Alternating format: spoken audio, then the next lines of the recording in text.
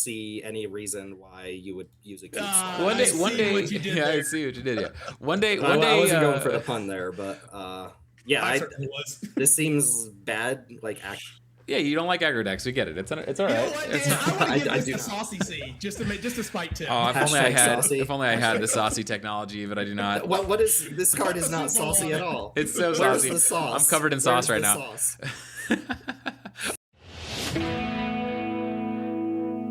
Hello, friends, and welcome back to the Jank Daver Gaming YouTube channel. My name is Timothy Zaccanino, aka Jank Daver Tim. I'm here with Teld and Danelius. We're talking about red one drops in the arena card pool today. This is we started with white, right? So this is wrapping us up for one drops in the arena card pool for Peasant Cube. Green still to go, but yes. Oh yeah, Wooberg. Wooberg ends with G, right? That sounds like a Cookie Monster song. Wooberg ends with G. Red one drops today. Story of that is there aren't a lot of good ones. there aren't a lot of good I think ones. there's some decent ones. We'll talk about it. We'll talk about it. That's what we're doing today. If you haven't joined us before, we like these tier lists, and we've been doing them for all sorts of different mana values, all sorts of different cards. We are coming to the end of a couple series that we're doing on the one drops plus the guilds, which will be wrapped up here shortly as well. And then we'll be moving into some other tier lists and maybe even some other content types. So if you have thoughts on that, let us know.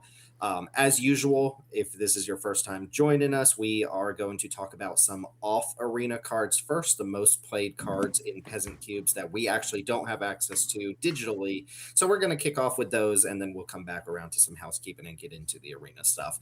And I mean, they're about as classic as it gets here. We are going to start off with Curd Ape, which I do take offense to this. This is not a red. This is a Gruul card. This is a Gruul card. Fair. But it is the most played red one drop Off arena, which is off not arena? Yeah. Not saying much. It's only 7 cubes. Seven cubes out of what 100, about right? 100. Yeah. 7 is still shocking to me. That is wild.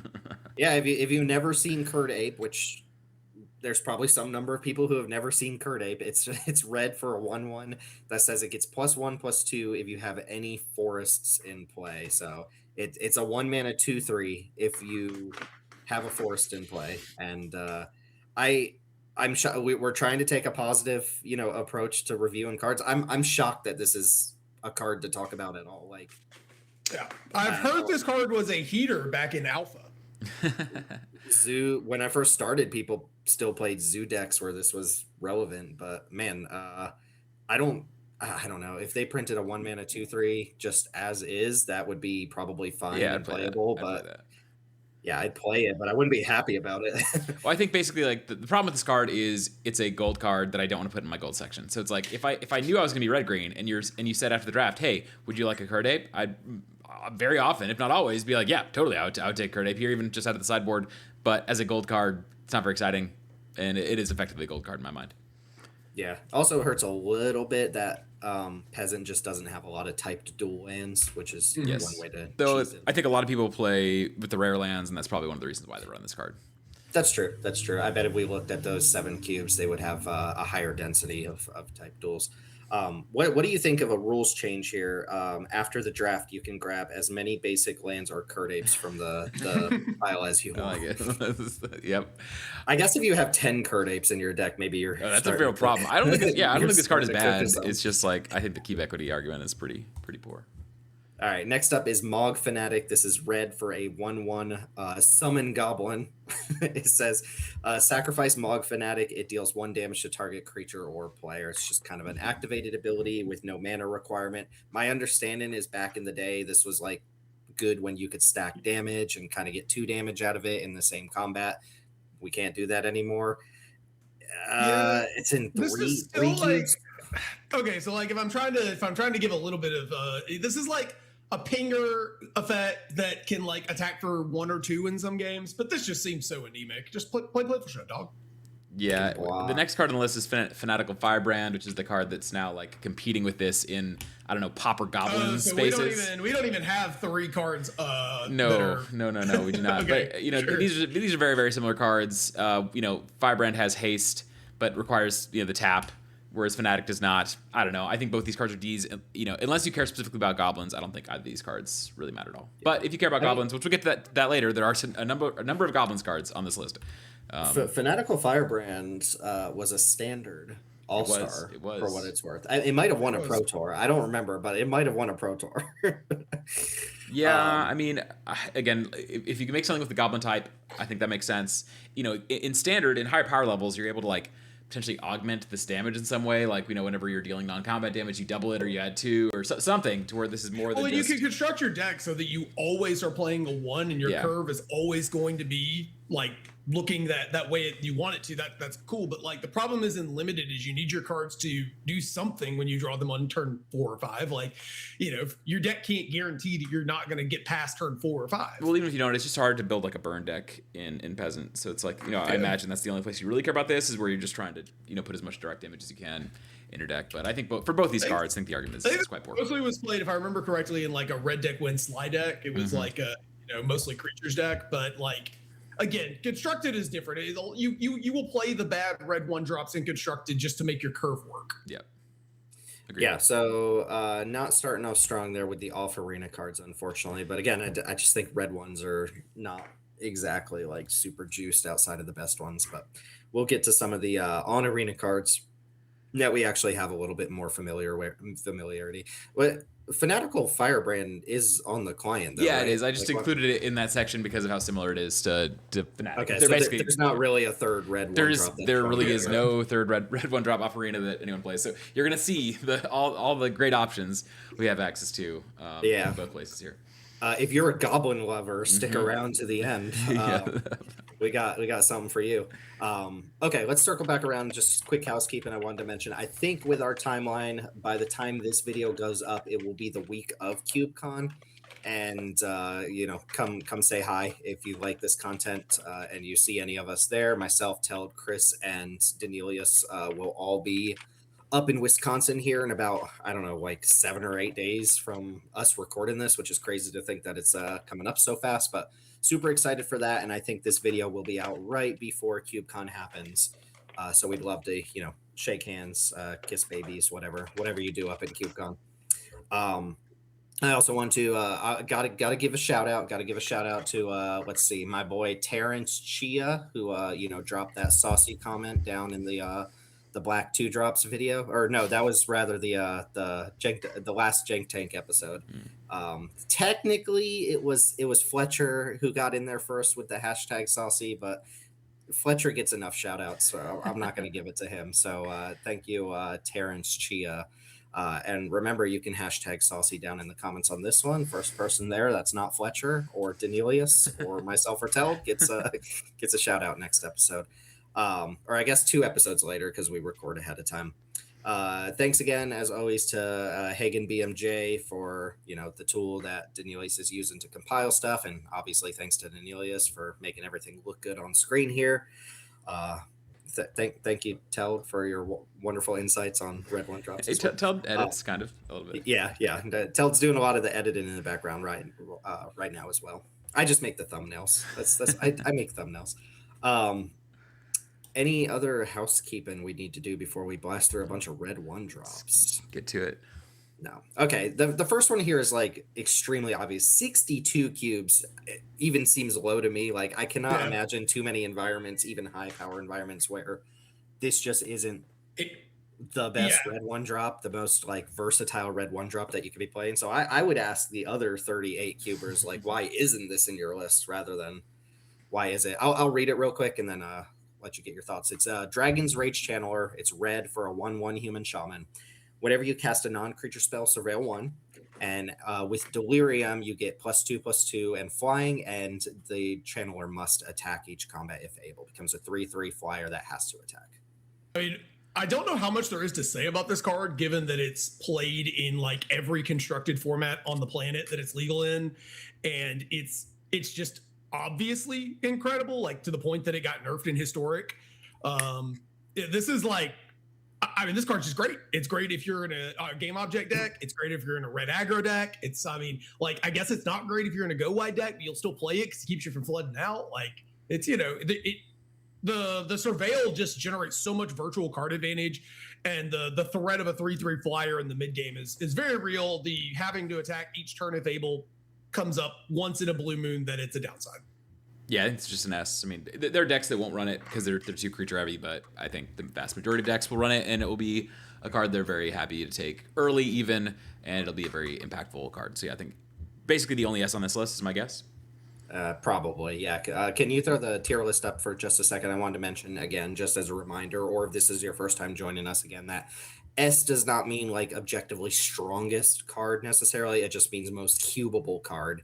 And I can't imagine a cube where Dragon's Rage Channeler isn't just like a premium one drop for your red section. So when we say it's an S, we're not saying it's like gonna win every single game you play it in. We're saying it should go in pretty much every single cube.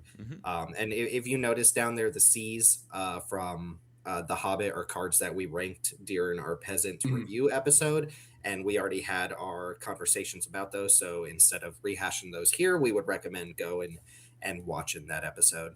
Or skip to the red section if you care that much to see exactly. And we reserve the rights to like update our opinions, and we'll talk about those if we need to. But these cards came out so recently that we don't really have a good opinion change on it.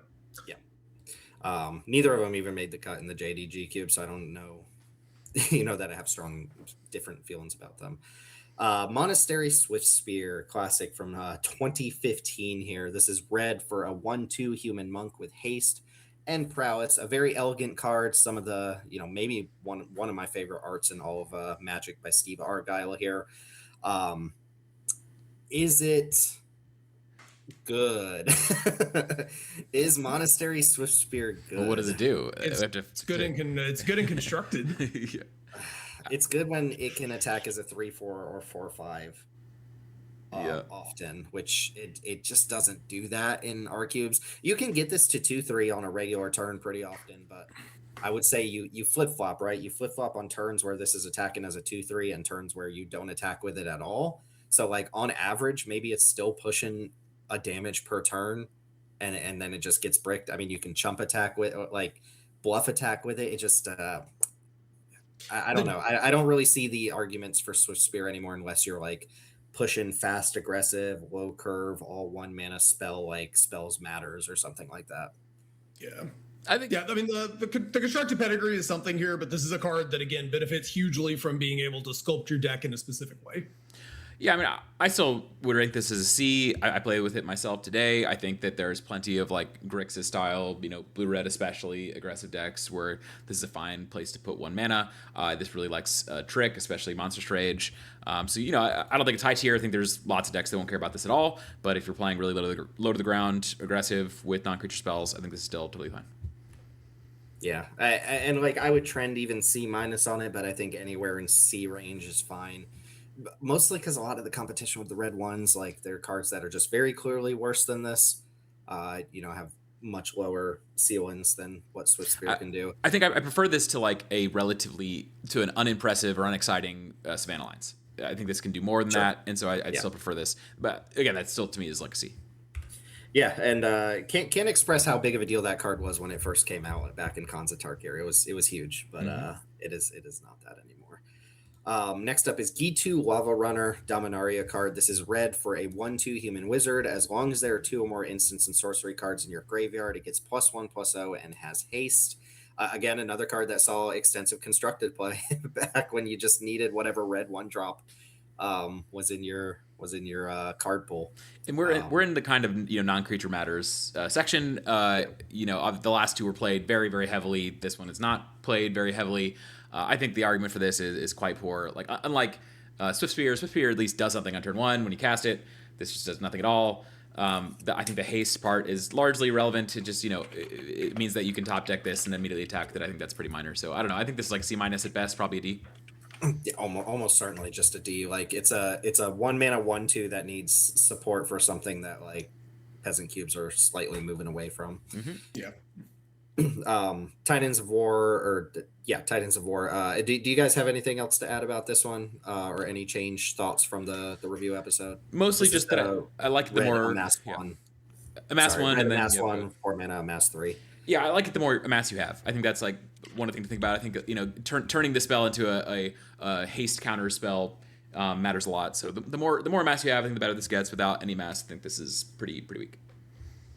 Sure. Yeah, I have liked it. I have liked it in the Hobbit. But you can get like 7 copies of it. So And being able to go like this into the Goblin Warpike or whatever it's called on turn 2, or like you have Warpike already and this in the yard, you could put 3 counters with haste on that thing. That like I think that's a lot of where the value comes. Sure. All right, Rabbit Battery is up next. This is red for a 1/1 artifact creature equipment rabbit. It has haste. The equipped creature gets +1/+1 and has haste, and it can reconfigure for red, so you can pay red to attach this to a creature as an equipment. And little known fact, you can also pay red to unattach it. Yes, I think a lot of people don't know you can do that. We're in the Heartfire Hero section of the of the tier list. I think this card is very good, and sometimes it is incredible. I mean, it's better the smaller of a deck you're playing against, right? So like, I don't like it as much if you're playing against green decks a lot, and the kind of resurgence of green as a main player in Peasant Cube has definitely lowered my opinion of this slightly. But in like smaller ball creature mid-range matchups, I like it a lot. I think it gives a lot of flexible utility. It's being an equipment and being an artifact both means that there's ways to like tutor it, recur it, synergize with it. Yeah, really solid card. Yeah, agreed. Really solid. I still don't think he gets up to like the A range. I think this is like just a solid role player. B+ probably. Yeah, I'm okay with that. I think this clears most of the red ones. And there's cool things you can do with it. The fact that it actually these days does kind of protect you from sweepers to a degree, because you can hold back like your one creature, put this on one of your creatures, they wrath, this survives, then you play your next creature, give it haste immediately. I think there's some cool things you can do with it. Yeah, it's funny. I would say I think people overrate the card, and it's like, I don't find it super impressive, but would still have it in B. So maybe we actually just like evaluate it the same, and I think other people are like way higher on it or something. I think I kind of went on a journey with this card where when it first came out, I didn't really, I thought it was overrated like you, and like I kind of got really, really low on it. And then I started playing it more in decks where it was actually good. The meta kind of shifted in a way that made it good. And I was like, okay, this card actually has a lot of play. But I think a lot of the things I like about the card are more to do with the synergies that it allows you to do rather than like the card itself. Like right? with It's just a really cheap synergy enabler. Like with the next card. One of the sweet things about Battery is how it synergizes with this next card. Yeah. I do believe Teld also said he gets low on it or got low on it or something like that. I just wanted to sound like that. This is one of my like top 5 favorite cards in Peasant Cube. Is it one of the top 5 best Peasant cards in Peasant Cube? But we want it to be. I want it to be. Yes. I see. So it's Heartfire Hero. If you've played Standard in the last little bit, you know this card was a menace. It actually had double strike. It didn't. I don't think it had menace, but it is banned. So it's a 1 mana. For a single red, you get a 1/1 mouse soldier. And whenever Heartfire Hero becomes the target of a spell or ability you control for the first time, each turn you put a +1 counter on it. And when it dies, it deals damage equal to its power to each opponent. A bit of a flavor fail that this card isn't a mouse soldier hero. That way it can synergize with the marble cards. I think this card is really good. I do think this card is good. However, having played this card a lot, I think one of the fatal flaws that people do with this card is they draft it and then try to do the standard thing of building my entire deck around it. I think where you want this card is a 1-drop that demands removal because you have like 6 or 7 ways in your deck to trigger it once. And if you ever trigger it one time, it's now usually going to be like a 3-power creature for a 1-drop that'll die and deal 3 damage. And that is a threatening enough card that most people feel obligated to answer it before it gets further out of hand. You can't build your whole deck around this card, though. It will lead to terrible feelings and blowouts. Yeah, I think if you're playing, so this could get the heroic C, if that's all. If its floor is a heroic C, I guess is what I would say. But the fact that it works so well and actually at its best by far in equipment decks is, for me, what gets it up to more of the B range. This works really, really well with Barbatterfist. It works well with the reconfigure rabbit we just talked about. Works really well with the talent, blacksmith's talent, re-equipping your thing for free every single turn. So the place that I want it, really the only place I want it at this point, is as kind of like a really nice support piece for a deck that wants to be playing with a lot of those equipment cards anyways. But in that deck, I think it performs really nicely. And yeah, maybe you happen to have a bit of a tricks lanes in red-green or red-white in your environment as well, so it play really nicely there. A couple other things, it does have some nice cross-pollination style synergies with like +1 counters, because that's another way to trigger it. And then it does play really, really well with specifically the card Legion Leadership, because if you're able to get some stats on it beforehand, you can then like double its power in combat. And if you can find a way to sack it from that point, you know, you can deal crazy amounts of damage. Great with Mechiko's Reign of Truth and other kind of like one-shot big buff card. Calisel Sword being like one of the only cards in Peasant that really combos with this pretty well, but it does combo with this really nicely. Just double damage. That was part of the standard thing. Yes, I think it's like a I love the card. There is, I think you would need like 3-ish creatures that do very similar things to this for it to actually come together consistently as a deck. There is, what's the alchemy card? Brave Meadow Guard, which currently is not in the Jank Diver Gaming Cube, but that is only because CubeCom will not allow us to have alchemy. It's functionally like another version of this. It's probably it's like an even better, like just functionally like self-contained good card. And if we got like one more of those, like what's the black 1-drop that has repartee and gets bigger, like scolding something or lecture and sword mage, I think it's called.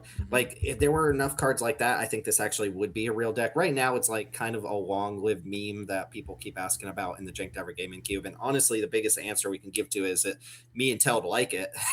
And we do think there's a deck there. In fact, I think, you know, maybe 6 months ago I recorded a JDG cube or something, some sort of cube where, you know, this was the thumbnail. And was that the Heartfire Hero Glamour Gifter deck? Because that one was sick. No, I passed the Glamour Gifter thinking it was going to I forgot we didn't get the Glamour Gifter. That's right. Cool synergy if you can get it though. But cool card. Again, cool card. My biggest takeaway on this would be like, if you're playing this card, please don't expect it to be a deck. Like it's really not its own deck. It is just a piece of a strategy that is like a really cheap card that your opponent's gonna have to kill. Yep. All right.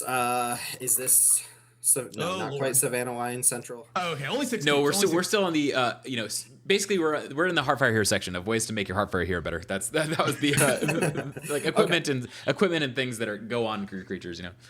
Sure. Okay. So here we've got Embereth Veteran. This is red for a 2/1 human knight. You can pay 1 mana and sacrifice it to create a young hero role token and attach it to another creature. And that role is the one that says whenever the creature attacks, if it has toughness 3 or less, put a +1/+1 counter on it. So Savannah Lions that you can cash in to, you know, create an aura, create an object, and also like start growing some other smaller creature. I don't love this card. I played with this card for a long time. You know, it never felt good to sacrifice this. And so if you're not sacrificing it, it's just a Savannah Lions with no other text. However, you know, we are getting more and more and more actual kind of compelling cards for the Power 4 Matters lane. And we've talked before about the crossover between that lane and +1/+1 counters.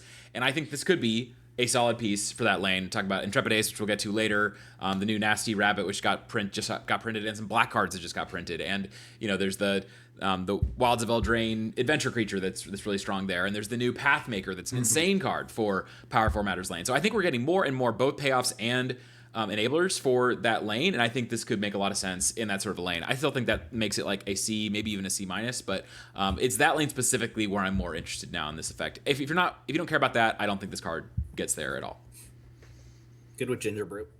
Ginger Brute as a young hero is pretty good. I'm going to say something like C-. Again, I want to investigate this 4 Power Matters lane soon because we're getting a lot of cards for it, but I think that's basically the only place. Wasn't that the meme about Wilds of Eldraine? Like, it turns out Ginger Brute was the young hero all along. Yeah, exactly. Yep.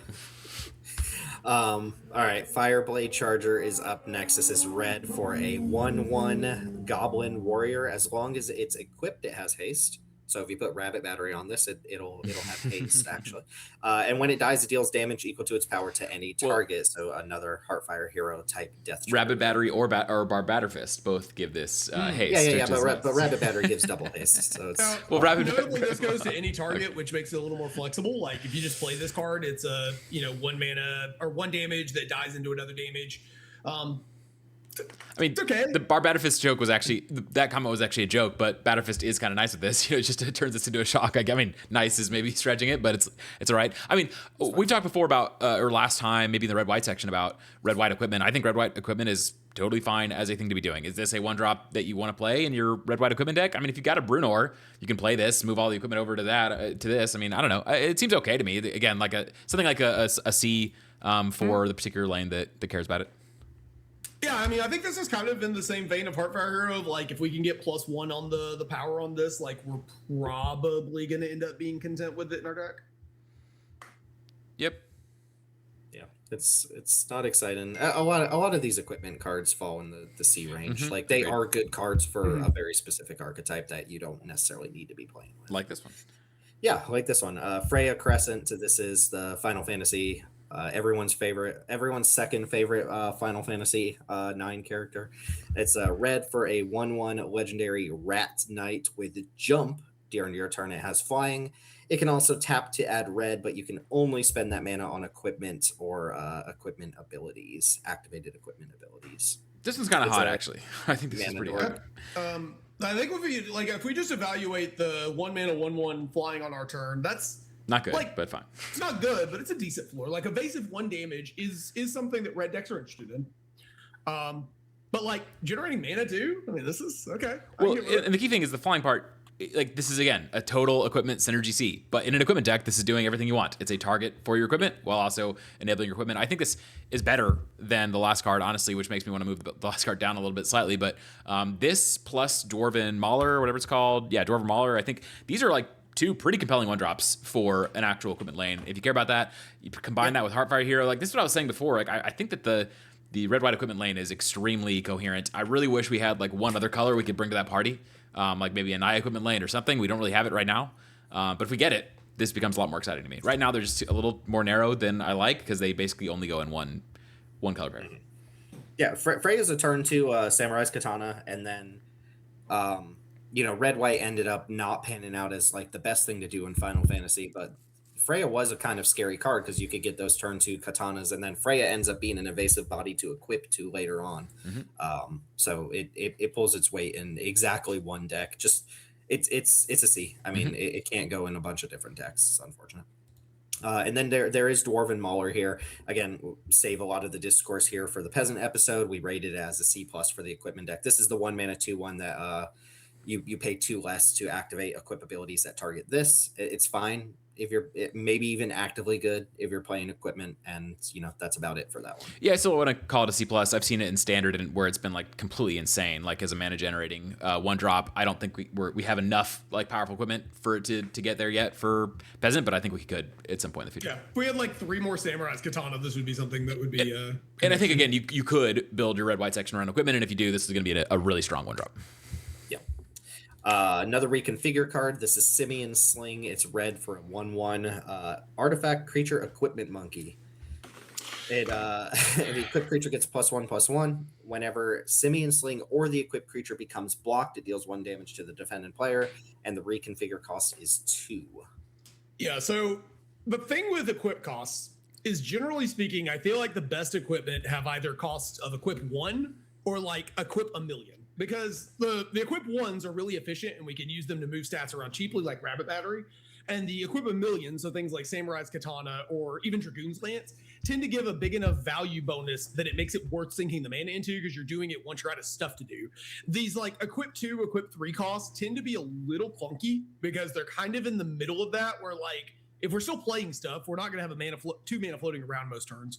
And if we're in the late game, we want something more impactful. And I think worse than that is like the equip on this is just worse than Rabbit Battery most of the time. Well, way worse is that this doesn't even have an equipability. So it doesn't work with Dwarven Mauler. It doesn't work with Bruno. And I think that's basically, to me, makes it dead in the water. That's already a problem for Rabbit Battery. And I think it's too big. Like what you want to be doing to a certain extent with this kind of card is breaking it with stuff like Dwarven Mauler or Bruno, and you just can't do it.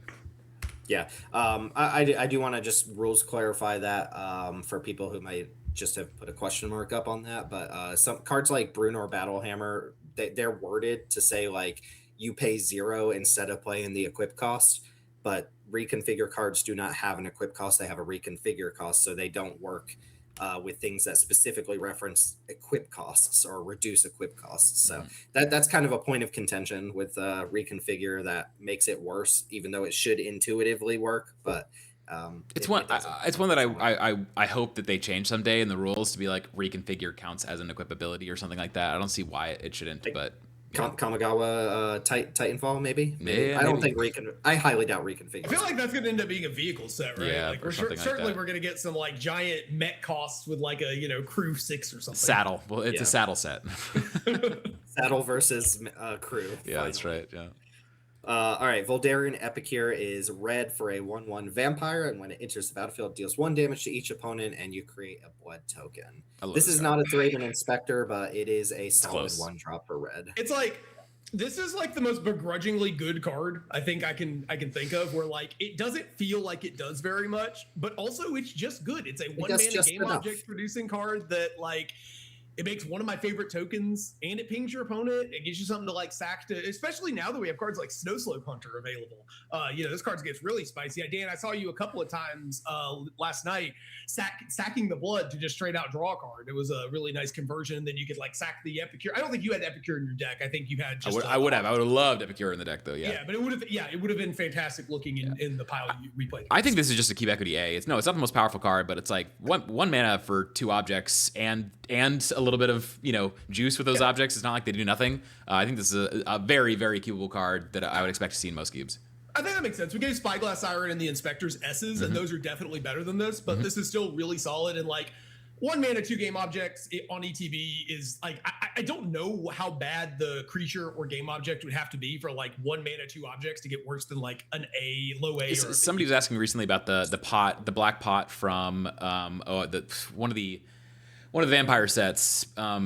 The Blood Fountain? Blood Fountain, yeah. And my attitude is Blood Fountain, I can't imagine ever cutting Blood Fountain from it's two artifacts for 1 mana. It's like you just don't get. So anyway, yeah, all these like 2 objects for 1 mana cards I think are extremely keepable.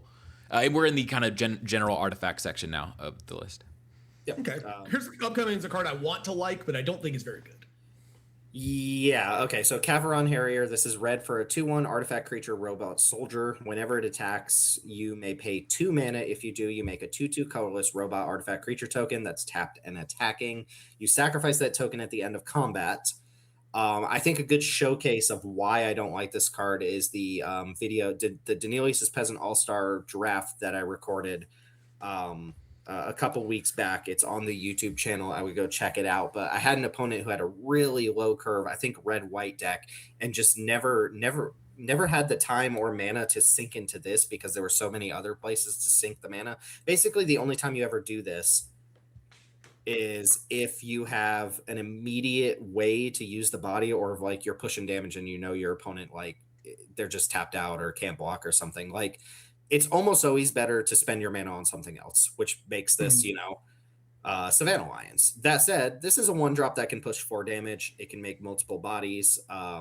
Those bodies don't last until second main, but you can often find ways to use them mid-combat before they sacrifice. So there's a high ceiling to this. This is a potentially very powerful 1-drop. I have not been impressed with it against it, or even in the retail limited format. I didn't think it was like super impressive. It was good, but it wasn't super impressive.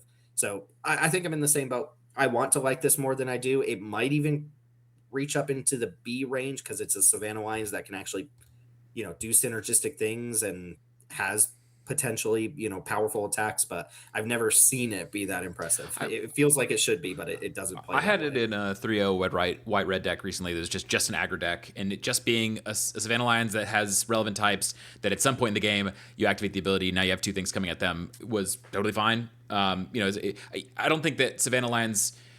How to put this? I have a lower bar for Savannah Lands than y'all do, but I think the ability here is relevant. It's just not relevant every turn of the game. You're totally right. It's not like every turn you're sitting there paying 2 mana, but at some point you pay the 2 mana and it's relevant there. So I like it as B. I think it's like the best Savannah Lions currently for red.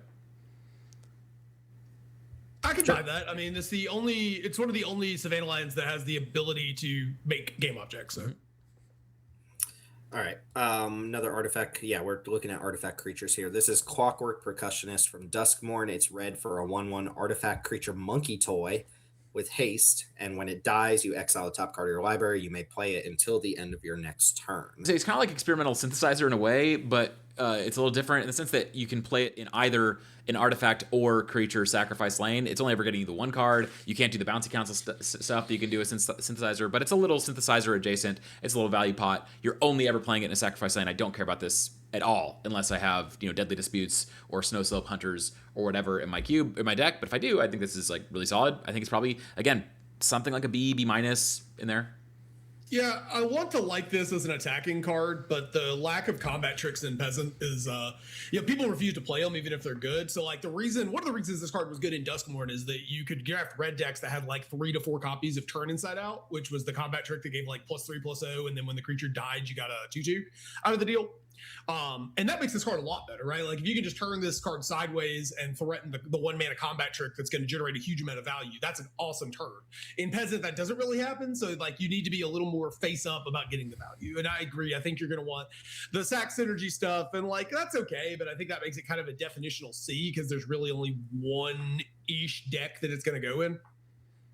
I think I'd be okay with C+. I think the fact that this is like very clearly the best for that lane out of all the cards we're going to talk about today, in my mind, it's like it's a high tier. If you're in the sacrifice lane, you want this card. I think you're actively happy to put this card in your deck. So yeah, if we keep getting cards like Improvise Club and Snow Slope Hunter in base red that like encourage us to sack our cards, I could see this card being like a B because then you could like work that package into more decks potentially. But at the moment, I think I mostly want this in like red black. Yeah, I agree with that. Reinforced Ronin S tier. Put it in S. It's red. How many cubes is that? 14? 14 cubes. Oh my god. People 14 like the card. cubes? People like the card. People love the card. I like the card. I don't think it's very good. But anyway, Reinforced Ronin is red for a 2/2 artifact creature, human samurai with haste. It's 1 mana 2/2 haste. What's not to like? Beginning of your end step, you return it to its owner's hand, and it has a channel ability, functionally cycle in here. You pay 1 in a red, discard it, and draw a card. I get the love for this card. Again, this is one of those cards where I think the art pulls some amount of weight. Like if the art was bad, I would imagine this is in like 12 cubes instead of 14. But the art is really cool, and I think that does matter for some number of people. Second, it does hit a ton of different knobs. Does it do all of those for any given deck at one time? Not really, but we're going to see Maraud and Mako, right? People are doing the discard thing, so it matters there. I don't hate this with our setup of like impact tremors types effects where this is just always 1 mana to trigger those. It is an artifact creature, so it hits a lot of different knobs. Ultimately, like as a creature, it's not that good. You pay 1 mana to shock your opponent. At some point, you can't even do that anymore, and it taxes it. That's the thing. It taxes your mana so much to actually be able to do the thing over and over again. Whereas something like Rabbit Battery taxes your mana once and then gives you some sort of boost on board and sticks around to do it again. It also kind of commits like a cardinal sin of it's a 1-drop that's not very good on 1. And then also it's not actually a good top deck because we need to pair it with so many other things that are already there. It's a synergy top deck. But like I'd rather my 1-drop just be really good on 1. I don't mind playing cards that require some setup, but that setup, like the payoff here needs to be really good. Like if a card's really good when the stars align, and it's like Sokin's Smelter, I think, is a good example. Like when you play Sokin's Smelter, you immediately have something to sack that's valuable, and you can like turn it sideways and just push a bunch of damage. It's incredible. We give it an S. Like it's a really strong card. But even like when you have the ETB creature, the mighty, even if you got like Mighty Mutanimals, or you've got like Molten Gatekeeper in play, or you've got Mako in play, this is still like just a marginal anemic sort of thing. It isn't pulling any real weight, even when it doesn't. It's bad on 1. Yeah, what you're saying before, Tim, I think matters, where it's like it's hard to put this in a deck where you're using all parts of the Buffalo here, and I think you need to, which basically in my mind signals one deck, which is the kind of discard effects deck that I've talked to y'all about before, where it's like we're playing around both with discard and with artifacts. There's there's the Reckless Detective from MKM that kind of plays in a similar space. There's a number of cards that are like artifact and discard adjacent at the same time, and I think this basically means you only ever play this in that deck. That's a deck that doesn't even get drafted in my environment, where you can get drafted. It doesn't get drafted every time. So I think it's like a C- at best. It's like there's a lot of synergy potential here, but I think it's all relatively weak. I think it's very narrow in my mind. I don't want to play this in just a card that cares about, in just a deck that cares about artifacts, or in just a deck that cares about the cycling. I need it all, and that's just gonna be pretty rare. So what you're saying is Maraud and Mako should have been an artifact creature. Yes, I think that. How do you make any creature better? Just make it an artifact. How do you make any 1-drop? There you go. Yeah, that's a good point. Yeah. Sorry, Ronan. If Chris was on the call, he'd probably like try to push for A or something. Like he loves the card. Goldhound. About my initial reaction when I saw Goldhound was coming up was ew, but this is probably like someone's favorite card, so that's not fair. But Goldhound from SNC is red for a 1/1 artifact creature treasure dog. It has first strike and menace, and you can tap and sacrifice it to add 1 mana of any color. I've never I don't even want to say this is a rant. I don't even know. I can't rant on this. I don't understand why people like this card. It's a 1 mana, 1/1. Me neither. I don't get it. What is appealing about this card? It's an artifact. Okay. There's other artifacts you can play that actually give value. We talked about one. This doesn't give any value. Okay, you can sacrifice it, but not the turn you play it to make mana. So on the future turn, it just becomes like a bad, ramp piece. I don't understand. I don't get it. But Dan, it has first strike and menace. True. If this sacked to make a treasure, I could maybe see it would still not like it, but it is the treasure. But if we play Magico's Reign of Truth, I mean, look, I don't want to yuck anybody's yum. I want to just do this because, again, I've seen plenty of other people and in other formats even where people have tried to play this card. And I don't understand. What is appealing about the card? I don't even understand why the card is exciting. I don't get it. It just seems really bad. I'm trying to fish for something. Okay, are we not seeing the obvious synergy with Torgal here? Like, oh, it's a dog. All right. Treasure Fine. dog. Okay. To Esther. Yeah, I like this as like the baseline for the worst card we've talked about so far. I also thought like whenever someone played this in SNC, I was like, yes. Like, yeah, fist bump. You're fist bumping. Yeah, this card is. We played Lotus Petal. We played Lotus Petal. I'm sure somebody out there is making an argument that Lotus Petal's busted. Lotus Petal that you can't use the turn you play it. Yeah, just to be clear. Yeah. And cost a mana up front. Sorry.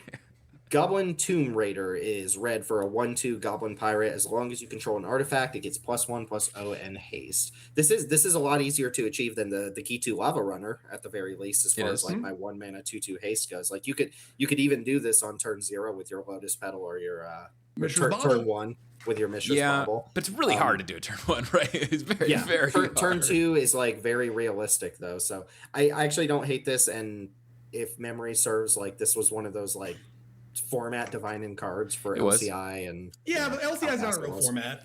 Yeah, and I played this. And like the fact that you can't ever get it on turn 1 to me just kind of means it's dead on arrival. It's like the best case scenario in my mind is you play a bridge turn 1 into playing this on turn 2 off curve, or you're playing like turn 2 1 drops. One of them makes an artifact or something like that. Like it just a 2 minute 2/2 haste is just pretty anemic. It's like okay, good for you. Got a haste. I think the next card is better. This is kind of like a default to our previous statement that like kind of need you to either be good on turn 1 or a pretty good top deck. Yeah, the fact that you can go like this on turn 1, turn 2, play an artifact. Hey, it's a 2/2. That's nice. But now the haste doesn't matter at all. And again, the next card is just better in that scenario. So personally, I think this is just a D because the next card clears it. Sure. Put it a notch above Lava Runner if we can. Oh, I guess. Yeah. Well, it doesn't. It doesn't. Inventor's Apprentice is next. It's red for a 1/2 Human Artificer, and it gets +1/+1 as long as you control an artifact. Yeah, it's just I think trading haste for a point of toughness here is like a pretty meaningful upgrade. Agreed. I still don't think this is amazing or anything. I think this is at least justifiable if you're playing like in an aggro artifact space. I think you can run this. I really don't. I don't see why you're running this over any 2-drop that is an artifact creature or an artifact payoff. Like your reward for playing an artifact is you got like a slightly above rate 1-drop. Yeah, I think that's the kind of thing that you're not interested in, but I think that's the kind of thing I'm definitely like a 2/3. If we're playing an aggressive deck and we go like, all right, I play this, I play my equipment piece, I can now attack with this on turn 2, and then now because it has 3 toughness, we can get like a counter or a plus like a short sword on it. Now it's like a 3/4 and it's rumbling with basically every creature that isn't green and peasant. Like, every point of toughness up to about 4 is really mean. Yeah, like in an artifact aggro space, a 1 mana 2/3 is just great. That's just a great card. And I think I cannot fathom using a cube slot on this card ever.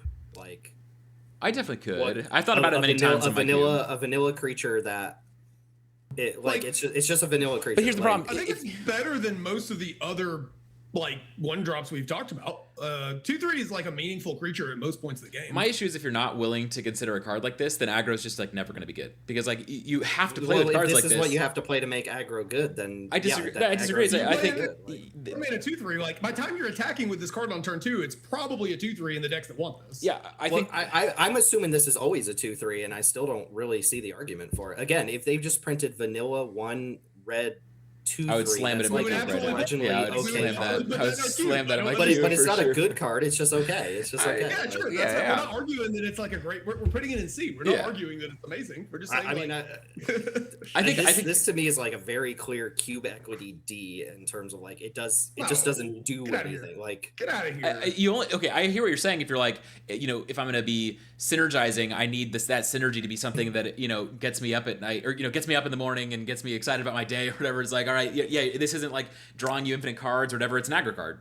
I think aggro cards are what they are. You don't like aggro cards. This is the big bear argument where I'm like, the reason we don't play a bunch of vanilla creatures is because the synergies matter, and this has no synergy. So I don't see But like an argument. Tim, your for it. synergy is playing a 1-drop into a 2-drop into a 3-drop. Like your synergy is I need my deck Yeah, to but curve what out. if my 1-drop actually did something when it entered or died? And Like it wasn't it just does. It stats? attacks for 2. It attacks for 2. Yeah, exactly. I don't. I mean, y'all are both on C. I don't see any reason why you would use a cube slot. One I day, see one day. what you did Yeah, I there. see what you did. Yeah, one day. I wasn't going for the pun there, but yeah, I certainly was. this seems bad. Like, Yeah, you don't like aggro decks. We get it. It's all right. You know what, Dan? I want to give I this do to not. Saucy C just to spite Tim. Oh, if only I Hashtag had. saucy. If only I had the saucy technology, but I do not. what is this card? Is not saucy at all. It's so Where's saucy. the sauce? I'm covered in sauce Where's right the now. sauce?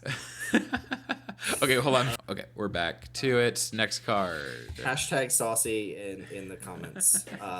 Sarpadian Simulacrum. This is red for a 1/1 artifact creature goblin with haste, and you can pay the premium 3 in a red to sacrifice it and deal 4 damage to target creature.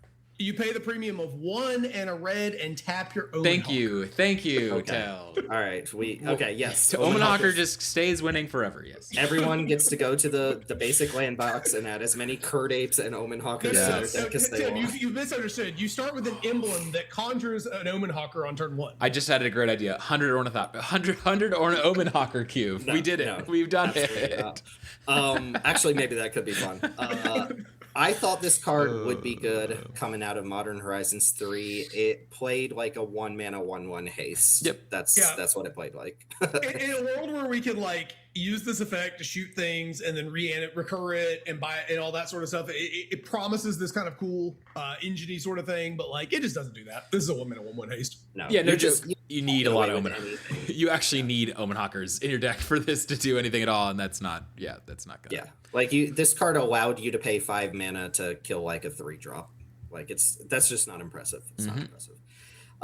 Dan, I think you might be on this card right now. It's Stark Industries Executive. It's red for a 1/2 human advisor.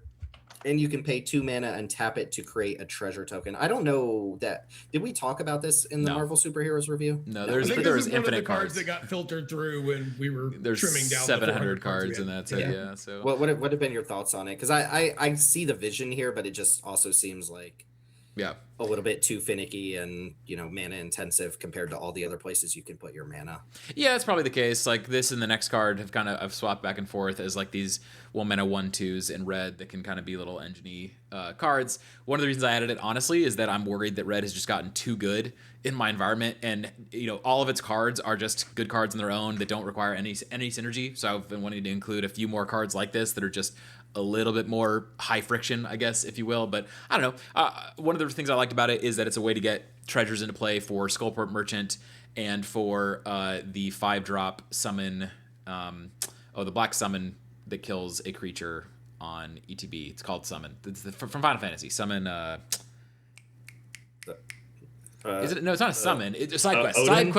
Side quest. Hunt the mark. Sorry, there we go. I figured it out. Those are 2 cards in black that care a lot about actual treasures, not just artifacts, not just random objects in play, but actual specific treasures. So this is an interesting card for that. I think at best it's a C-. I want to try it out for a little bit longer, but it could easily be a D. Sure. This is Pepper Potts, by the way. Like, what happened? Like, is the suit carrying that much weight? Like, why does she change from red to blue when she puts the suit on? That doesn't make any sense. Yeah, I'm not sure. Also, why is this just not Pepper Potts? Why did she not get a legendary? Why is it? Well, just is it Pepper Stark Potts? Executive? Is it actually, or is Isn't- this the person like that comes to help out? Pepper Oh, Potts. Yeah, is this maybe discount? it's Is that. this knockoff Pepper I think this might be Potts? discount Pepper Potts. Yeah. Okay, maybe it's just the intern. It's the executive. Okay, got it. Slag Drill Scrapper. This is red for a 1/2 artifact creature robot scout. You can pay 2 and tap it to sacrifice another artifact or land and draw a card. Yeah, so I played this too for a bit, and nobody really was all that intrigued by it. I think like now that we have Snow Slope Hunter, especially, kind of shows the weakness of this card. Like you just don't want to be spending this much mana to draw cards. Yeah, agree. Yeah. Snow Slope's just, you get the first activation of this built into the card. Mm-hmm. Yeah, it was fine in EOE. Actually, like you usually wanted one of those in your deck in EOE. Dan, are you still on this next card? No, it comes in and out all the time. I'll read it quickly. Northwest Survivalist is red mana for a legendary creature, counts for your Frodo, human coward. Uncommon, it says that it can't block, which kind of matters, but it's also a Savannah line, so it doesn't really matter. Whenever a creature you control becomes blocked, you may exile it. You may play that card from exile this turn. We talked about it a little bit. 2/1. Yeah, it's 2/1, sorry. When we did the set review for Duskmorn, did we? I think we did a set review together for this. I don't actually remember. Now, this has been so long, but I think my recollection was at the time, what some people were talking about was that, this is so cool because it's a Savannah Alliance that also is kind of your Skyfisher, because you can like return your value creatures to hand and recast them and get more value. I don't think that matters at all. I think this is like purely an all-in aggro card. Obviously, the top line indicates that because it can't block. But the key thing in my mind with this card is you want as cheap a deck as possible. You are just hitting the attack all button except for this. They block, a couple of your 1/1s. You get to recast them. It's not a value card. It's just a card that lets you hit attack all more often. I don't think that makes it amazing. I think, again, this is like a low tier C, something like a C minus. But I don't think it's been... I've seen it be decent enough times that I don't think this is a nothing card. I think 17 cubes seems a little bit high to me. I prefer, even as a Savannah Lions enjoyer to a large extent, I think that's probably too high. But I think you can do worse. Yeah, it's fine. It's a nice way to sneak in a little bit of extra damage with your little utility guys like Explosive, Prodigy, and stuff that usually just kind of like sit on the board Malden for a little bit. But in fact, I think it promises more dreams than it actually realizes, and ends up just being kind of like a Savannah Alliance that's hard to actually kill in combat. But it's fine. It's okay. 17 cubes, I agree, is on the high end there. Yep. Akawam Hellkite. This was in the most recent planar cube on Arena, the Zendikar version. Yeah. What are we doing, dog? 600. What did you say? What are we doing? Dog. Work for Dog? Torgal. Hey. This is red for a 0/1 elemental dog with a landfall. Whenever a land enters, it gets +2/+2 until end of turn. It's Kurt Ape. So, okay. All right, yeah. So if you promised me I had a fetch land on every turn of the game, like maybe I'd be interested in this, but I don't. So yeah, I do want to. The joke about Torgal, we make it all the time, but I want to be clear to our listeners: Torgal is a really, really good card, and whenever you can get a second dog in play, it becomes kind of insane. Oh my god, dude! I had Traveling Botanist in my deck with Torgal last night, and I got to put 2 counters on 3-minute Spectre. Yeah, it was very a good. 1 mana 3. Very, very good. Yeah, Torgal is very, very good, and I want good excuses to add more dogs to my cube. This ain't it though, dog. Unfortunately. No. How many cubes was that in? 3. Not many. 3, but it was I in a think, lot when it came. Yeah, and I play double fetch land in my environment in my 540, so I'm on 20 fetch lands, I guess 23 fetch lands in my 540. I still would never consider this. I feel like Hellhelm was a card that I saw all the time in Z and R2, and it felt like you knew you were getting the free win when you saw that. I think, again, this might be a card that's exclusively getting played with rare mana bases, rare fetch lands. It makes a little bit more sense there, but even in a cube like that, I would want like double fetch, I think, before I'm even interested in this card. Yeah. And even then, I don't think I'm interested. Yeah, fair enough. All right, next up is Frantic Scapegoat. So this we got to talk about a suspect here. Red for a 1/1 haste.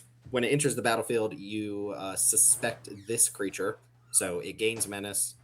It enters the battlefield. Suspect it. It gains menace and it can't block. So it's functionally 1 mana 1/1 haste menace that can never block. Whenever one or more other creatures enter the battlefield under your control, if Frantic Scapegoat is suspected, you may suspect one of the other creatures, and then the Frantic Scapegoat stops being suspected. That was a lot of reading for a D. Yeah.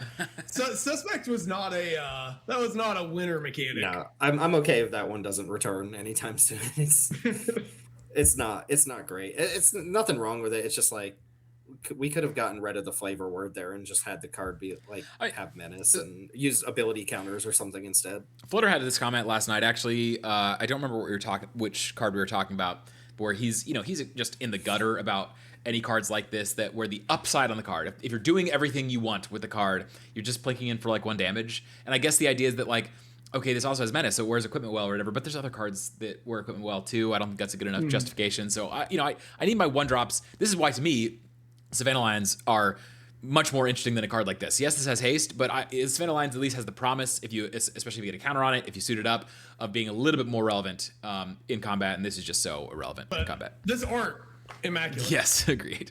The flavor is great of a goat that people are like, oh, the goat did it, and then like it passes the blame on to other people. I like the flavor, but we played this in our mainline cube for a little while, for just a little tiny while. We were hard up for red ones that could attack. Yeah, and might still be actually.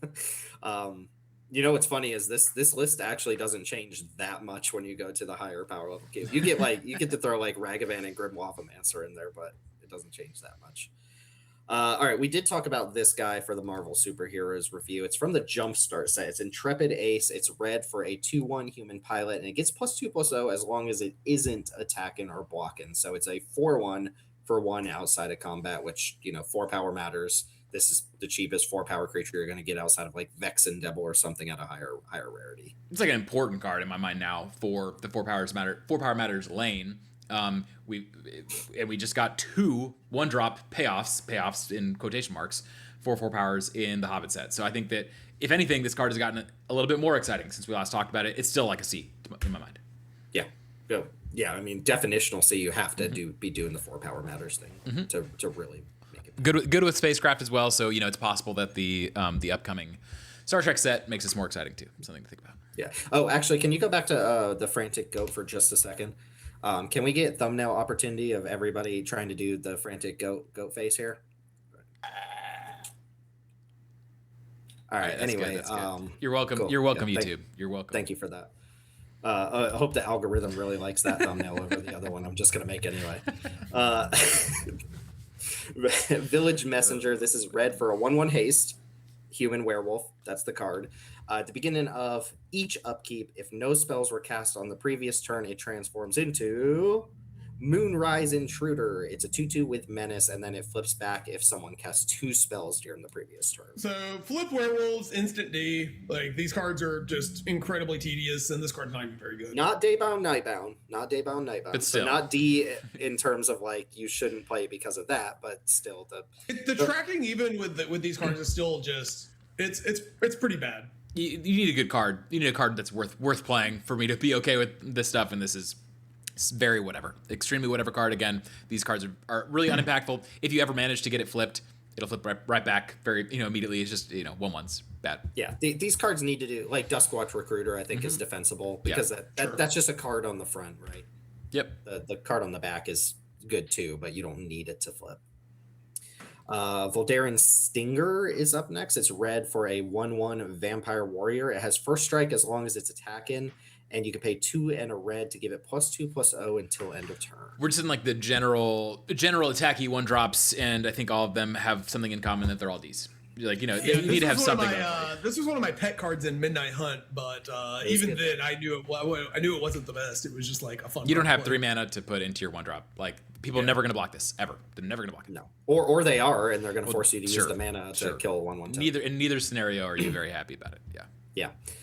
Grease Wrench Goblin, the Ether Drift Goblin. This is red for a 2/1 Goblin Artificer.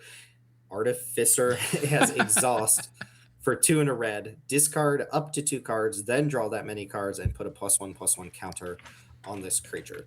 This one's not terrible. It reads like I think it should play better than it actually is. Again, it's a mana investment thing, but I don't think this card is like terrible. I don't think this is a D. I would say it's. A Savannah. This is what I want a Savannah Lions to be, is something that offers some sort of utility beyond just being a 2/1. I don't know that it's excellent though. There's so many times where you just actually never use the exhaustibility, in which case it is just Savannah Lions, but it does promise you a little bit and can turn into a 3/2. We got baited by this one pretty hard. It read like it would be a really strong card, and I think it ended up just being like kind of whatever. It's fine. We're in the discard section of this, or discard matters, and I think that's large. It's more where I want this kind of with Harrier. I want Harrier more in like a sacrifice or artifact specific lane. Before I said that Harrier to me was like the best Savannah Lions on the list, I think they're basically tied. I'm fine with both Harrier and Grease Wrench, but neither of them are amazing. They're both just solid. Sure. Yeah. One of the better Savannah Lions in red, for sure. Maraud and Mako, we've referenced this a couple times, notably not Artifact Shark, unfortunately. Maraud and Mako is red for a 1/1 Shark Pirate. Whenever you discard one or more cards, put that many +1/+1 counters on this creature, and it also has Cycling 2 itself, so enabler and payoff for discard. I actually like this card quite a bit. It's a little more all-in than I think it seems, and I think if we were to put this back in our cube, I don't think it would get drafted very much. I do think the card just kind of like incidentally works in a lot of red decks because there is so much discarding going on, but I don't know. You need to discard multiple times in order to make this actually worth doing, which means you need to draft around it, which means you need to see it earlier in the cube most of the time or earlier in the draft to really like start building towards it. I think this is getting easier as time goes on because they seem to be more and more willing to give us discard enablers. But I don't think we're at the point where this is just like a generically good one drop yet. Yeah, I think something like C+. I think like it's still a little bit narrow, but it's very powerful. One note that one of the most powerful cards we've gotten over the last 3 months is Bullseye, and Bullseye does discard potentially for this, which is a nice upset as well. But yeah, it's a little bit more narrow than some of the other cards. I feel like that and Charging Strife Knight and Scrapwork Mud. There's a lot of ways. So to do like it. if we keep getting these cards, and basically when we get to a point where this card is like reasonably likely to be just a 1 minute 3/3 in your average red deck, it would jump up to like be your. Well, I think what we've seen is with like Saz's Chocobo and with the squirrel, the green black hybrid squirrel, like any of these one drops that kind of just incidentally get really big over the course of the game tend to play out quite well. And so it's possible even that Mako should be a B-, but yeah, I agree with you. The more discard we get, the better this gets. Yep. Phoenix Chick will not be in the B range. It's Phoenix. It's red for a 1/1 Phoenix. It has flying, haste, and can't block. Not sure why they felt compelled to put the block part on there. Whenever you attack with 3 or more creatures, you may pay red. If you do, return it to the from the graveyard to the battlefield tapped and attack in with a +1/+1 counter on it. So it comes back as a 2/2 flyer with a battalion plus a mana investment of red. Is there an argument for playing Phoenix? I think the only argument red in this economy. I put this in the discard section because that to me is the only argument for this. Like I was thinking about this with the deck I played last night and thinking about like discarding this to Bullseye or one of the other discard cards I had. And it's like, okay, if you're discarding this and it's just sitting in your graveyard and at some point you get to pay 2 mana to put a 2/2 flying attacker in play, that's like, not insane to me. I still think that's like, C, maybe low tier C.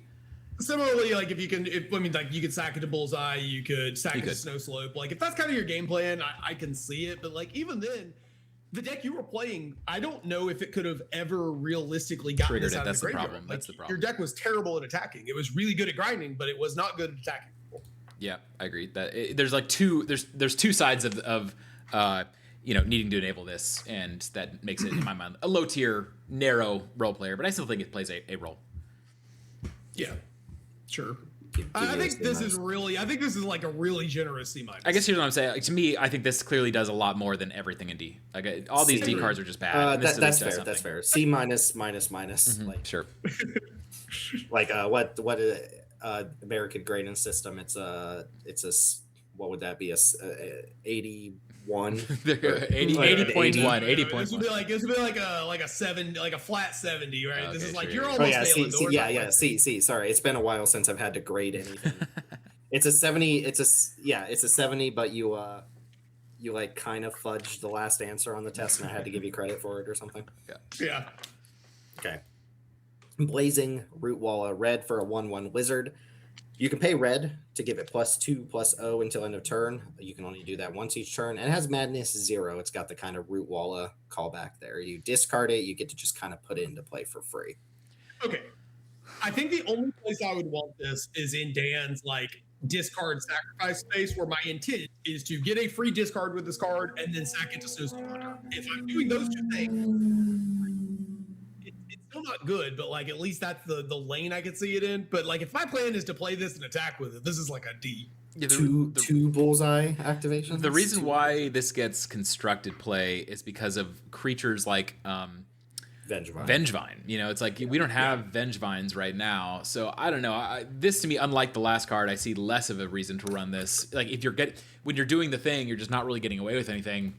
If we get a Vengevine like creature for Peasant, then I'm more excited for this. for specifically the thing you mentioned in the last one, the wanting to discard to bullseye, isn't this just better since you also get something on the board for free? Kind of, but like the creature that you get if you can actually, if you do all parts of Phoenix Chick, you're actually getting a 2/2 flyer. Like that's a relevant creature in play, whereas at no point is Root Wall a relevant creature in play, Yeah, no, I agree with you. But it is free discard into free thing to sack. I'm fine giving it a C-. You're right. It does do something, and none of the other cards do anything at all. So sure, we can give it a does something C-. These are the two class clowns that sat in the back and just like crack jokes, and like on the last test, you're like, all right, I'll nudge you a couple of points so that you pass the class. That's fine with me. Yeah. No child left behind. No child left behind. The next two cards are very similar. Okay, yeah, so we've got Insolent Neonate. This is from Shadows over Innistrad. It's red for a 1/1 vampire with Menace. You can discard a card and sacrifice it to draw a card. There's no tap or mana restriction on that. Right. And I guess if you want to throw up the other one too, it's Masked Meower. That's red for a 1/1 Spider Cat hero. That one has haste and discard a card, sacrifice this to draw a card. I think these cards suck. Yeah, these are both these. I think Masked Meower is a D- and Insolent Neonate is a D+. The only reason why I want to give Insolent Neonate a D+ is because the type line at least matters. Like, I can imagine you're doing something around with vampires, maybe. Not a D+, a D straight. I'm fine giving it a straight D. Masked Meower doesn't even have the type that matters. I don't see why haste matters on this. But it has the types of spider, cat, and hero. It has 3 different creature types. Surely one of those will be. In 5 years, yeah, maybe. I could see it. Yeah, 5 years is generous. There's going to be some more hero support. The reason why these cards were even anything in their limited formats is because they were just a free way of getting a discard outlet for your mana stuff. And so, yes, I assume these are only getting played in 3 cubes or whatever that care about madness, but we just have better discard outlets at this point. We don't need to play these cards. Discard outlets that don't put you down card advantage. Mm-hmm. All right, Flameblade Adept is up next. It's red for a 1/2 Jackal Warrior. It's a Jackal. Was this the Mythic Uncommon from Amonkhet? I don't remember it being that good. I think it was playable. Okay. But I don't remember it being like an exceptional card or anything. It was uncommon too, so you like never really didn't really play that format. I in fact, now that I'm thinking about it, I don't think this card like really mattered. Okay. For some reason, this was one that I remember people complaining about, but maybe that's just there might have been a constructed thing with it. It's a 1-mana 1/2 menace, and whenever you cycle or discard a card, it gets +1/+0 until end of turn. So it's like it's a more evasive version of the Shark, the Marauding Mako, but the pump is temporary. Yeah, and the Mako is just so much better. Mako's way better, obviously way better. Yeah, I think it's hard to justify even if you're playing around in this space. I mean, maybe in the most madnessy lanes you might consider running this, but doesn't seem. I feel like in order to make this card work, you need maybe this constructed playable in the Hollow One deck. Yeah. What's the card that discards discards 3 cards at random? You draw 3 cards or something. Yeah, it was, but again, we need like those effects to make this work. But Mako's just replaced Adept in all these decks. Sure. All right, we've got a Goblin Bushwhacker, which not really one drop, kind of one drop. Yeah, not really a 1-drop, and also I think this was like originally printed as a mythic rare on Arena, but got like some sort of weird rarity downshift. So I think it is eligible for R-Cube specifically. This is you also see this in constructed every now and then, but it's red for a 1/1. You can kind of ignore that. Like you should hopefully never be doing that. It does have a kicker cost of red, so you kind of have to treat this as red for a 1-drop, and then when Bushwhacker enters the battlefield, if you kicked it, creatures you control get +1/+0 in haste until end of turn, which does include this. So think about this as red 2/1 haste. Give all your other creatures +1/+1 in haste that same turn. Didn't we get a card kind of similar to this in the last set where it was like a spell that could put a creature into play at instant speed and pump your team? You know what I'm talking about? The hire accrue or something like that. Mm-hmm. And that card was like really bad. It was like atrociously bad. That was 3 mana instant, make a 2/1 menace villain, and pump your team +1/+0. I guess but the menace creature didn't have haste or anything. Okay. So I mean, I suppose so this kicks off our goblin section. I think we should kind of speed run through all of these. I think the argument for basically all of these cards is extremely poor unless you care about goblins specifically. If you care about goblins specifically, then I think this is probably one of the better ones. We have Painter Studio. Painter Studio is just so much better than this card. It's not even close. It's just hard for me to imagine. Again, you got to care about the type line here. In my mind, that makes this a D, as it will for the majority of the rest of these cards. Yeah, I maybe Bushwhacker's like a little bit better. It can have like a lot of damage output for 2 mana, I think. So, especially if we're gonna, compare it Sure. next to all these other cards that have kind of no utility at all. I That's don't fine. think Bushwhacker's like a straight nothing, but it's clearly a bad one draw. Yeah. Well, yeah. If that matters. Yeah. All right, so I'll read cards. If we have anything compelling to say, feel free to stop me. Otherwise, so just assume all these gobos are going in D for the time being, but we're reading 6 them because cubes? they, This they is show up in 6 cubes. cubes? Frenzied Goblin, red 6 for a 1/1 Goblin Berserker. When it attacks, you can pay red. Target creature can't block this turn.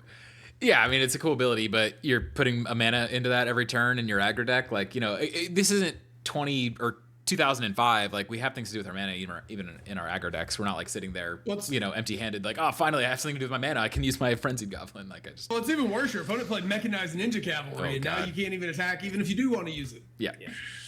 All right, next up, the Mentor one. This is Goblin Bannerets. This is red for a 1/1 Goblin Soldier with Mentor. So when it attacks, you put a +1 counter on target attacking creature with less power than this. But Tim was 1/1. You could pay 1 in a red to give it +2/+0 until end of turn. So Dude, what is this? We're putting a What is counter. this PS2 art? What is this? I don't want to bash Victor Titov here, but his art does look very like it looks generated. Like Okay. I So don't know how to say hear me it. out. Hear me out. Turn 1, the Duke. Turn 2, Goblin Banneret. Turn 3, tap the Duke, put the counter on Banneret. Turn 4, attack with the Duke and Banneret. No, all right, it's a D. It's a D. But it does put a counter on our Eldrazi spawn if we attack with our spawn and the Banneret. Yeah. All right, thanks for that, Dan. You're welcome. Dream big, folks. Reckless Lackey, another one that made an appearance in the higher power level Jank Diver Game and Cube. This is red for a 1/2 Goblin Pirate with first strike and haste. And you can pay 2 in a red to sacrifice it and draw a card and make a treasure token. This is the best one out of these goblins, I think, by a fair amount. That still means it's like a C- slow tier C. It's This hard. card, at least conceivably does something. But not, 1 mana 1/2s. I like those. But again, where are you playing this card? It's just like, again, you're playing this card in a deck that cares about goblins. But if you care about goblins, then I think this is Cycling pretty it is good. so much mana too. Or I'm even honestly red. fine calling this a D+. I think the keep equity argument for this is just nothing. Just nothing. 100 Omen Hawkers. Yeah, 100 Omen. Great. It's a great 100 Omen card. That's how I'm going to talk about it from now on. Just the 100 Omen Gawkers cube loves this card. Yeah. Oh boy. Foundry Street Denizen is up next. It's red for a 1/1 Goblin Warrior. Whenever another red creature enters under your control, it gets +1/+0 until end of turn. Yeah, so Constructed All-Star in a different era. one of the things that's a Maybe bummer even about this still card now. is like thinking about some of the best red 2 mana plays that make 2 objects or 2 bodies, and they don't even make 2 red creatures. Like the new Goblin from Hobbit makes a red and a black creature. The red spell from Ikoria makes a red creature and a green creature, I would say. The mechanized thing makes Mechanized it Infantry does it. Yeah. So again, I think you only want this in a Goblin's Lane where you're playing with the Echo Goblin 2-drop that makes like 2 red creatures and then another red creature when it goes away. Also, all the work you do on this card, it still dies to a rabbit token. Yeah. Again, these are all of these basically in my mind are Goblins only cards. Yeah. That card was only constructed playable alongside like the Burning Ink or not. What was the like sack and artifact make 3 Koldoth or Koldoth Rebirth, yeah. Sure. Yeah. Riggin Runner, red for a 1/1 Goblin Pirate with first strike and raid. It enters the battlefield with a +1/+1 counter on it. If you attacked with a creature this turn, no. Nope. Next up is Goblin Javelineer. This is red for a 1/1 haste Goblin Warrior. Whenever it becomes blocked, it deals 1 damage to target creature blocking it. Can't be blocked by X1s. And trades Can't with be blocked by X2s. a X1. Can't be blocked by a singular X1. But it does trade with X2s. It clears out 2 X1s. Oh, sure. It's a D, but it's a card. It's a Goblin. It's a D with more. It's a warrior, so it counts for your turn 2 acquisitions expert. Hey. Okay. Party synergy. All right.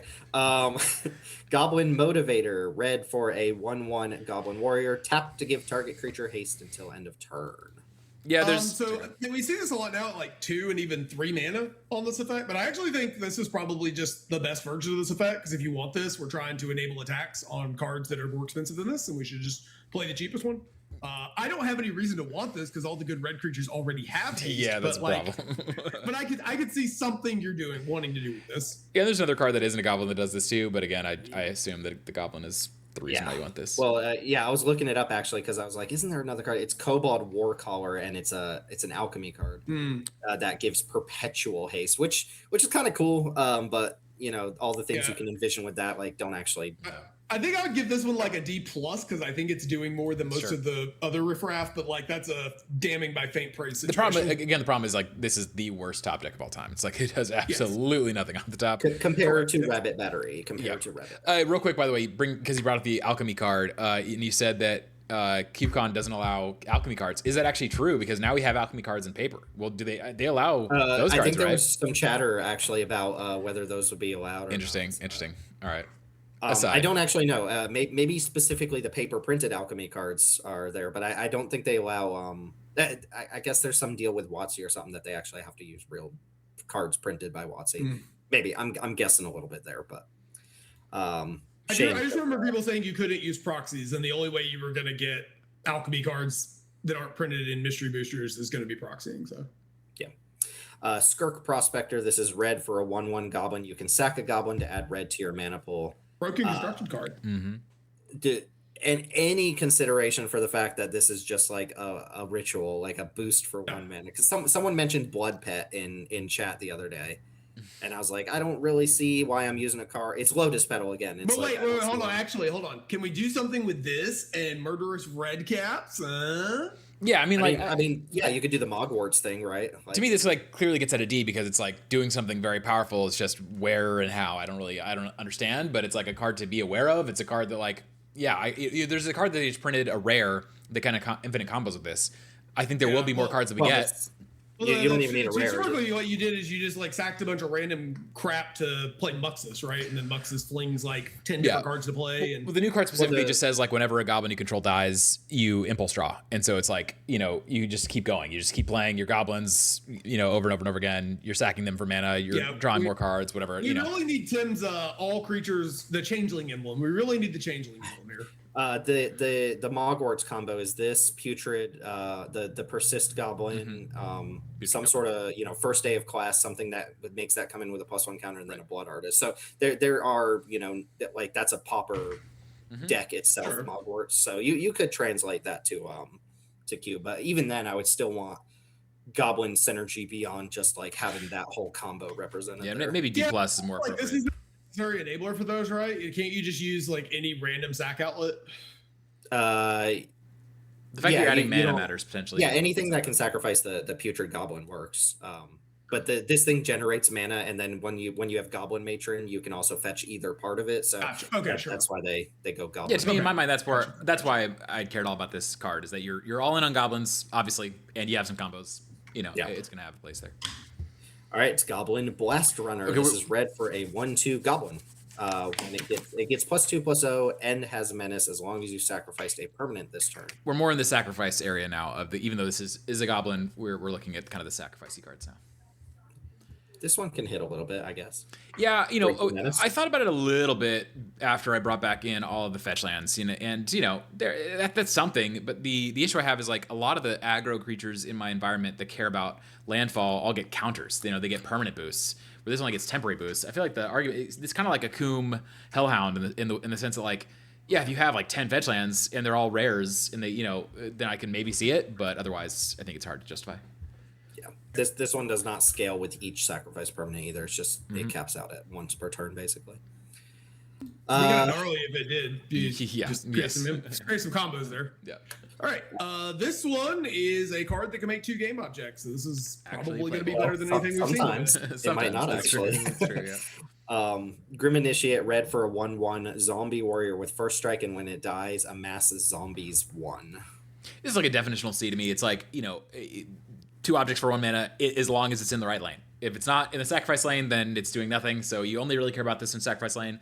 But I think it's fine. There's another card we're going to talk about soon that does something pretty similar. I've gone back and forth between these cards, sometimes running them, sometimes not, running one or the other. I think it's a card you can't play. It's not, the most embarrassing thing ever, but we in black and white, we have better versions of this 1 mana that dies into another permanent thing, and those cards also are pretty low tier. So I think this is like, you really need to want this for your sacrifice lane specifically. I think you could do worse. Yeah.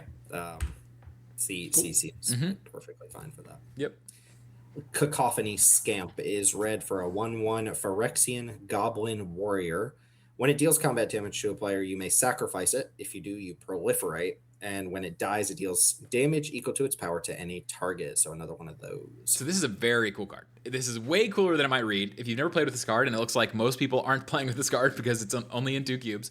I was playing this for a while alongside Heartfire Hero as a 1-drop for a kind of like red-green or white-red tricks lane. This card is really, really good with tricks, especially with tricks that can like really boost its power. You know, Tyvar Stand was a classic, 1-2 combo punch that was even played in standard for some period of time. But yeah, if you add 5, 6, 7 power to this thing, if you Legion leadership it or whatever, and you hit them, you get to basically do double damage. You hit them first, and then you sacrifice it, you hit them again. And so it's like a combo card in that perspective. The problem is that lane needs to be pretty well defined. It needs to be a deck that people are actually drafting, because if you're just playing this as a, I'm going to put this in my Snow Slope Hunter deck and sacrifice this to ping something for 1, I don't think that that's super compelling. You could maybe justify it there, but I think that's not great. So I think you want both. You want like a sacrifice lane in your cube, and you want some kind of a tricks combo-y lane with, your Tyvar Stand, and maybe even Rancor. Rancor to me, makes this a lot more exciting. If you have both those, then I think this is totally fine. That makes it something I can see to me. Sure. And we're kind of ignoring the proliferate on this. I don't think it matters at all. Doesn't really matter. No. What was it was Blazing Crescendo with this in the retail format. Make it a 4/2, trade it off with a big creature, and then nug your opponent for 4. That's pretty good. Yeah, this one's also from All Will Be One. It's Exuberant Fuseling. It's red for a 0/1 Phyrexian Goblin Warrior. It has trample. You gotta love a red 0/1 trample. Gets +1/+0 for each oil counter on it. When Exuberant Fuseling enters the battlefield, and whenever another creature or artifact you control is put into the graveyard from the battlefield, put an oil counter on it. So you gotta get this real oiled up before it does anything. Yeah, you gotta grease that goblin real good. So what? The first thing dies. It is artifact or creature. The first thing dies. It becomes a 1/2. After that, it becomes a 2/3. Like you gotta 1/1. get. No, never gains toughness. Oh, you're right. It's always just a 1 toughness creature. Yeah. Yep. I think it's mostly a yikes. Yeah, the best case, you're doing all this cycling of game objects, and all you're getting from that is, a 3/1 or a 4/1 trample. I don't think that's particularly exciting, and it needs to be in play to see all that happening. If you draw it off the top, it's really weak. So I think it's like once you've got the Rube Goldberg machine assembled, usually you don't need this. You just you'll find something else better. Oh yeah.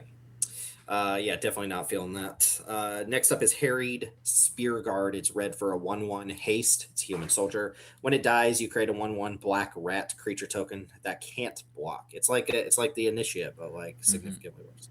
I think it is worse because a mass 1, you get first strike on the front side versus haste. Neither of those is particularly relevant on a 1/1. And then the creature you get on the back side is an amass 1/1 versus a rat that can't block. I think the amass is probably better.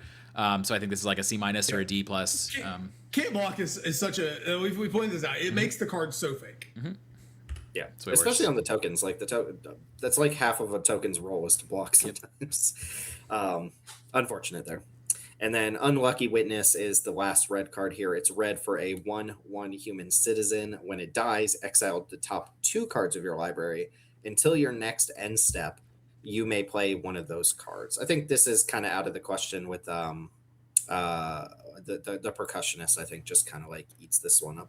This lets you look at another gives card. you some selection. Yeah, the key thing with this card, and one of the things I strongly dislike about what WotC has been doing with all the red bottle draw versions that we get, is that they all have different riders. So this one's unique. There's not many that say until your next end step. Most say until the next end step, or until end of turn, or until the end of the next turn. Yeah. This basically really wants to be deadly disputed on your opponent's turn. That's the ideal scenario. Is you block with this, you deadly dispute it on your opponent's turn, and then you can use the card that you get off this on the turn after. This has seen some play in like Modern even, and definitely in Standard. I don't think it's insane. I agree that I think the percussionist clears it. I think that makes it something like a C-. Again, it's like there's something you can do here. This does potentially work pretty nicely in your sacrifice decks, but unfortunate that you can't even use it with Snow Slope Hunter very well, because you have to activate Hunter on your own turn. And but there's a number of sacrifice effects you can use in instant speed. I guess the way I see it is, it's okay to run some amount of sacrifice like cards that exist purely to be sacrifice fodder, but I still want them to have some sort of relevance when they're actually on the board. And this one purely exists to die, whereas like, Mhm. the percussionist is an artifact on board, has haste damage, does something else. I just can't really get behind playing a card that like the only thing you can do with it is chump block I or agree. let it die. That's about all it does. I agree. So yeah, that card was cool when it came out. It didn't really have competition doing very similar stuff to it, but it does now. So Okay, so what do and we that's it. think? What do we Circle think? back around to card eight. I really like the S and the A. I do think these are the two best. These are the four that I would kind of call out as the ones I'm most interested in, though. For me personally, right now, I would include Mako and Percussionist, as cards I'm pretty happy to play. Swift Spear, unfortunately, I think has largely fallen off. I'm excited for Mauler, depending on what happens soon. I think this card is very strong, but we need a little bit more powerful equipments before I'm going to run it. And then, yeah, all these cards in C are like things you can do, things that make some sense if you're playing enough equipment, if you're playing enough artifacts, if you're playing enough 4 power matter stuff. You can do worse than a lot of these cards. These C minuses are like pretty low tier, but maybe there's an argument for them. And then a lot of stuff in D that I just think has very little reason to ever get run. Yeah, I don't see anything in D that I'm fighting for, and I've already said my piece about the 1 mana 2/3 artifact dude. I like the SA and B here. So Yeah, I think this is I solid. agree.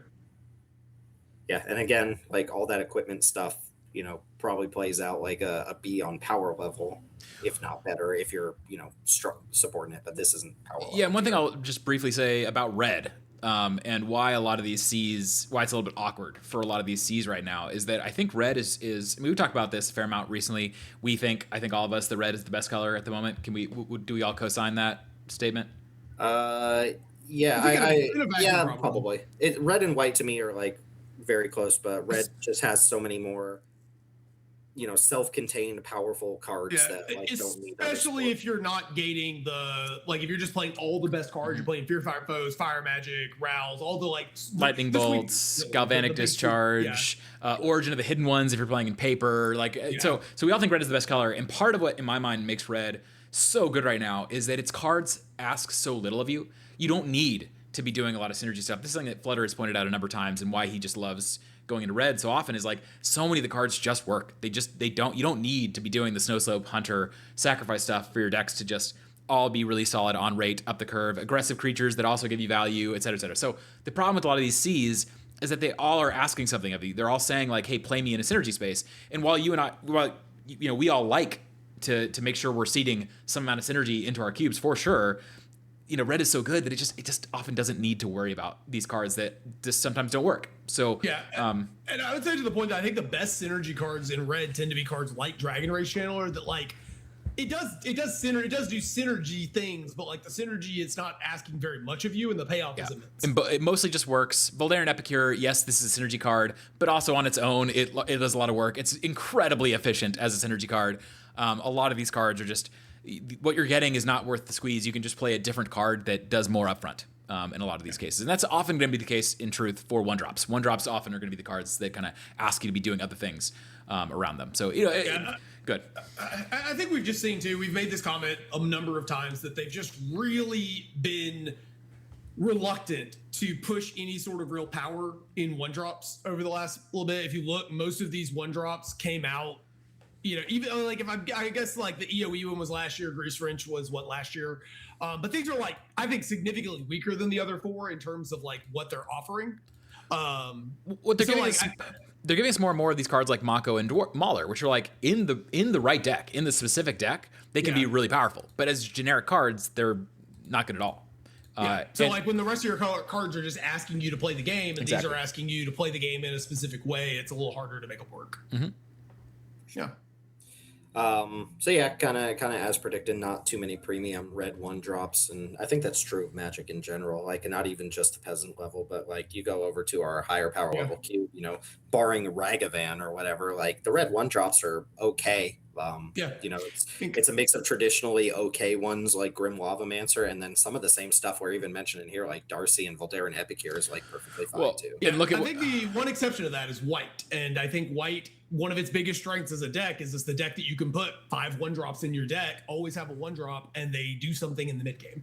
Green has a couple of good 1-drops, but I agree it's largely white. The other thing I was gonna say is, we just got 2 1-drops banned at a standard, and they're 2 blue 1-drops, shockingly, in Grand and Storm Chaser's talent. So for those of you out there who are hoping for more powerful ones coming out of WotC, I think that we're trending probably in the opposite direction. I think they're going to even get more and more scared of printing. And I think there's a really good chance that a similar thing happens with Mauler. I think Mauler is really busted and could lead to some gross stuff in standard potentially. Who knows? But I think they're going to get more and more gun shy, honestly, around 1-drops, not less. So I don't anticipate this situation changing much. Yeah, I still think there's room to probably make some sort of like 3-power 1-mana red creature that we just haven't really seen too much of. And that's the way to push it without, making grand type engine cards that cost 1 mana or whatever. But we'll see. Those bans just happened, and there's clearly like years worth of sets already designed. So maybe we got some more stuff coming down the pipeline before they decide to stop designing good 1-drops. Though I guess they stopped doing that a while ago. That is going to clear us on the red ones here, though. We do have green ones to finish out this episode. A lot of mana dorks coming up for that one, but green is in a similar space where there actually are some really powerful 1-drops, and then some more interesting ones that maybe don't make the cut, but we'll save that for next time. Do encourage you to check out the playlist here that has all of these tier lists in them, as well as the guilds playlist that we've been doing along the same lines. Go check out that Peasant Cube episode. We'll also have a mainline review with myself, Teld, and Chris for The Hobbit. I don't think I plugged Discords at the top of the video. Really bad on my opening CTAs there, but you can check out the Jank Diver Game in Discord in the links down below. Wherever you're listening to this, we are on YouTube for the tier list. At some point in the future, these might end up on Spotify. I haven't actually done that yet, but if you want to see these on Spotify, let me know, and I can start working on that. Also check out Danieli's Peasant All-Star Cube, which has been firing off rapid fire drafts over the weekends. We're seeing a lot of action with that cube over in the limited level up server. So go check that out. If you get paired up to Danielius, with Danielius, you get a nice little 40-minute match. That's always fun. So sorry, I throw that in. Thanks for hanging out as always. Tell Danielius, thanks as always for your insights, and to the listener, we will catch you all next time. See ya.